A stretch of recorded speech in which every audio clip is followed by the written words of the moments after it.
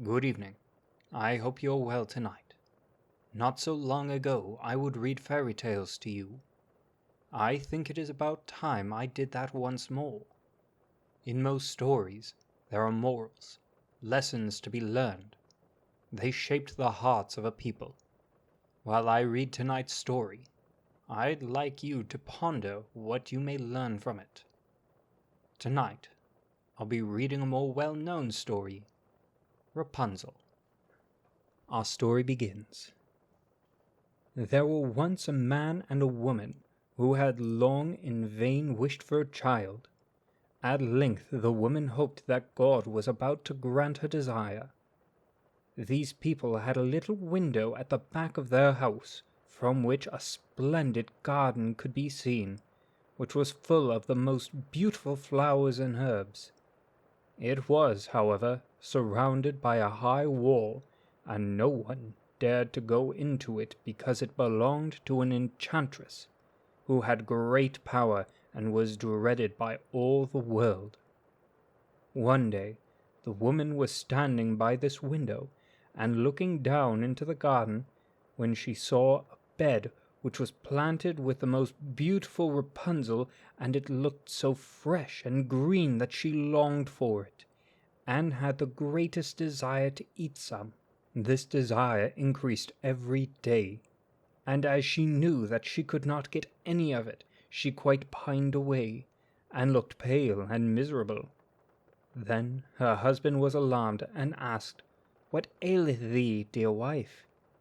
"Ah," she replied, "if I can't get some of the Rapunzel, which is in the garden behind our house, to eat, I shall die." The man, who loved her, thought, "Sooner than let thy wife die, bring her some of the Rapunzel thyself, let it cost thee what it will." In the twilight of the evening, he clambered down over the wall into the garden of the enchantress, hastily clutched a handful of Rapunzel, and took it to his wife. She at once made herself a salad of it, and ate it with much relish. She, however, liked it so much, so very much, that the next day she longed for it 3 times as much as before. If he was to have any rest, her husband must once more descend into the garden. In the gloom of the evening, therefore, he let himself down again, but when he had clambered down the wall, he was terribly afraid, for he saw the enchantress standing before him. "How canst thou dare," said she with angry look, "to descend into my garden and steal my Rapunzel like a thief? Thou shalt suffer for it." "Ah," answered he, "let mercy take the place of justice. I only made up my mind to do it out of necessity. My wife saw your Rapunzel from the window, and felt such a longing for it that she would have died if she had not got some to eat." Then the enchantress allowed her anger to be softened, and said to him, "If the case be as thou sayest, I will allow thee to take away with thee as much Rapunzel as thou wilt. Only I make one condition. Thou must give me the child which thy wife will bring into the world. It shall be well treated, and I will care for it like a mother." The man in his terror consented to everything, and when the woman was brought to bed, the enchantress appeared at once, gave the child the name Rapunzel, and took it away with her. Rapunzel grew into the most beautiful child beneath the sun. When she was 12 years old, the enchantress shut her into a tower which lay in a forest, and had neither stairs nor door, but quite at the top was a little window. When the enchantress wanted to go in, she placed herself beneath it, and cried, "Rapunzel, Rapunzel, let down thy hair to me." Rapunzel had magnificent long hair, fine as spun gold, and when she heard the voice of the enchantress, she unfastened her braided tresses, wound them round one of the hooks of the window above, And then the hair fell 20 ells down, and the enchantress climbed up by it. After a year or two it came to pass that the king's son rode through the forest and went by the tower. Then he heard a song which was so charming that he stood still and listened. This was Rapunzel, who in solitude passed her time in letting her sweet voice resound. The king's son wanted to climb up to her and looked for the door of the tower, but none was to be found. He rode home, but the singing had so deeply touched his heart that every day he went out into the forest and listened to it. Once, when he was thus standing behind a tree, he saw that an enchantress came there, and he heard how she cried, "Rapunzel, Rapunzel, let down thy hair." Then Rapunzel let down the braids of her hair, and the enchantress climbed up to her. "If that is the ladder by which one mounts, I will for once try my fortune," said he. And the next day, when it began to grow dark, he went to the tower and cried, "Rapunzel, Rapunzel, let down thy hair." Immediately the hair fell down, and the king's son climbed up. At first Rapunzel was terribly frightened, when a man such as her eyes had never yet beheld came to her. But the king's son began to talk to her quite like a friend, and told her that his heart had been so stirred that it had let him have no rest, and he had been forced to see her.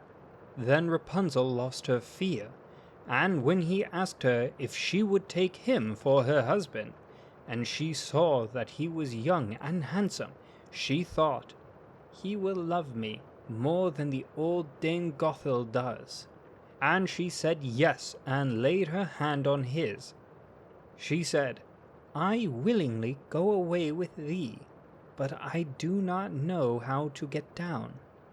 Bring with thee a skein of silk every time that thou comest, and I will weave a ladder with it.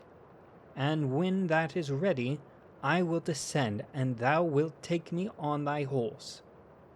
They agreed that until that time he should come to her every evening, for the old woman came by day.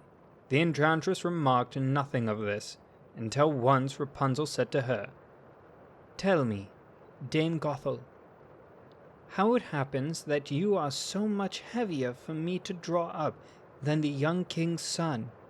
He is with me in moments—" "Ah, thou wicked child!" cried the enchantress.